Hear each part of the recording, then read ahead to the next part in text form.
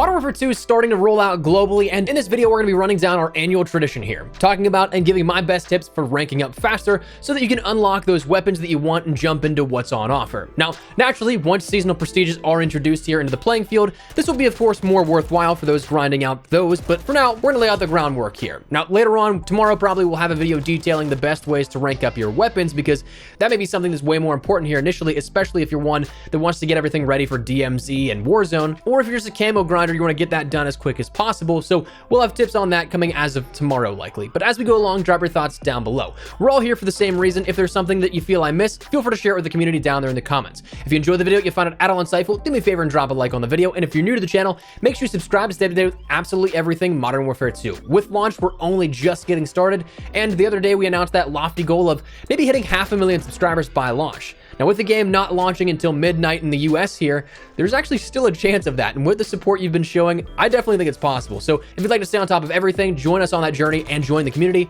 I'd love to have you. And finally, 2 quick notes. G Fuel with code Espresso is 30% off in celebration of the launch of Modern Warfare 2, and of course, we'll be live over on Twitch here basically the entire day and this launch window. So if you guys want to come hang out, chat about Modern Warfare 2, life, whatever the case, love to have you in the community, link in the description below. But let's get into the tips. So first and foremost, yes, it's pretty easy to say, well, yeah, just play the game. That's how you're going to rank up fast. And while you're not wrong, there's absolutely ways that can help expedite that process. Things that can help you along the way that speed it up even just a little bit. First and foremost, one big thing here that helps is challenges.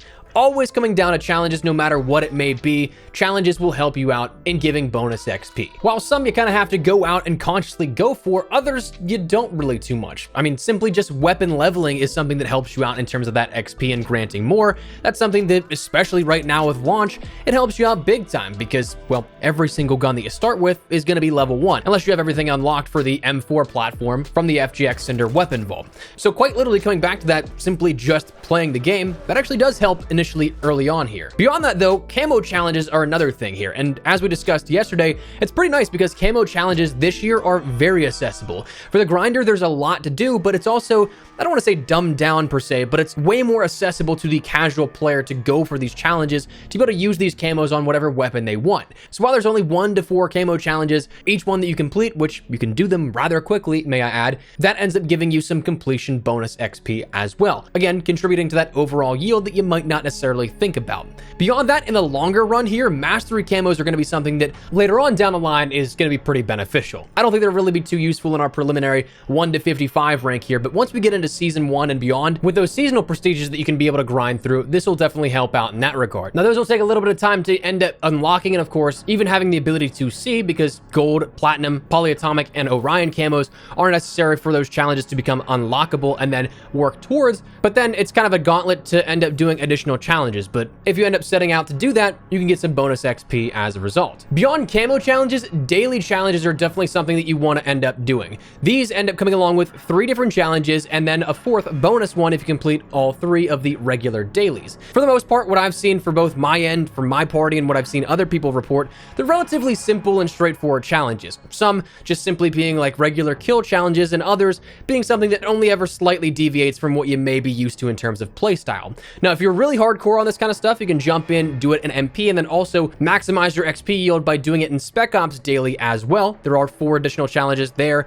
3 regulars, 1 bonus that happens in Spec Ops as well. And again, just a quick little XP boost. Beyond that, we have career challenges, but right now, even if they were to just be simply season 1 related, it might be something that's just straight up missing. Curiously, it kind of seems like part of the game might still be missing. I don't know if this is intentional, unintentional, or what, but when you take a look at it, some stuff like barracks are still missing, at least as of recording this. Hopefully by the time this video goes up or shortly thereafter, it is something that's fixed out, but you can do things like set your calling card showcase, but you can't actually see the calling cards in your barracks. You can't see challenges to unlock them in your barracks. You can't even do things in game like change your classes on the fly like you could in the beta, which I don't think they did, but even if they did take it out, you also can't do things like access any settings in game, and you also cannot leave matches as of the time of recording this.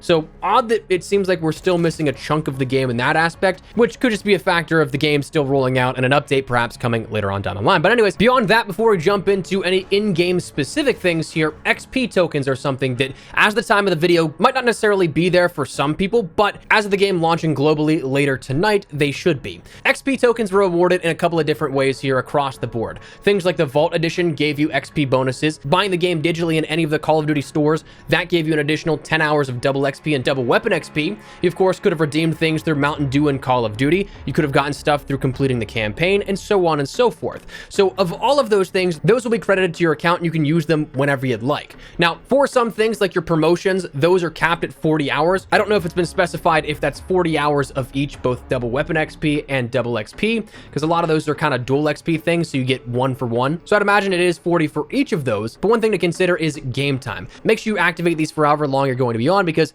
like the systems in the past, they aren't just necessarily exclusive to in-game time, unfortunately. Now, beyond challenges, beyond XP tokens, we can jump into things simply just helping you out in-game. The first and biggest one probably is just to get active in-game. There's so much to help you that you can take advantage of while you're playing, and honestly, some really simple things. One big one that's always been the case here is just simply staying in until the very end of the match. That grants you a match bonus at the very end of the game. So just simply not backing out early gives you more XP yield. Going on kill streaks, if at all possible, helps out, because kill streak medals in the past and here within this game help with initial boosts to XP. Bloodthirsty's, Merciless medals, Relentless, and all those leading up to your nuke streak and beyond, they'll give you lump sums for achieving each of those. For example, the Merciless medal ends up giving you 500 additional XP upon earning that. So 100 per kill, 500 for that medal. If you did anything bonus, like maybe say a defender or attacker medal, you end up getting additional XP on top of all of that. So one kill can compound and do 700 or more XP just for simply being on that streak. Things like field upgrades can help your teammates as well. You resupply a teammate with that ammo box, you get a little bit of XP. Again, just stuff that you might not even think about that compounds in such a manner that can help you along the way. Now, beyond that, in terms of best game modes to play, I'm still playing around with a little bit here, seeing if there's going to be any testing that yields different XP rewards, but for me, it has been and still appears to be objective-based modes for your traditional 6v6 experience.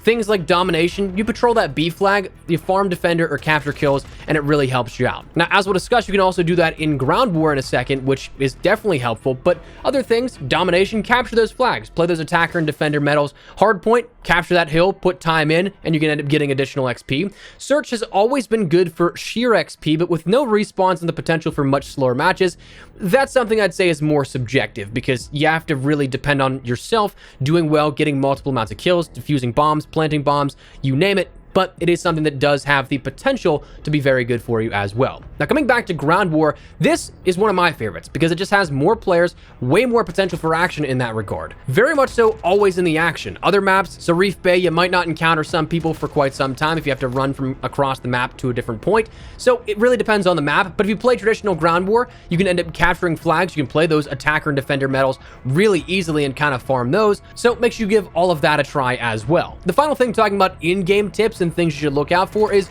to go for medals. Now, I get that that's kind of odd because you can't really always guarantee a medal, but you can absolutely help out your case by playing things like Tier 1 or that hardcore this year within Modern Warfare 2. Medals will always give you additional XP, some very small, some much larger, of course, like those killstreak medals, but even down to things like Buzzkill and Kingslayer medals. Then you have things like your one-shot, one-kill medals. Those way more obtainable within things like Tier 1 or hardcore again this year. So if you can play for those common things like revenge kills, attacker and defenders, kill streaks like Bloodthirsties or Mercilesses, those will all compound very quickly.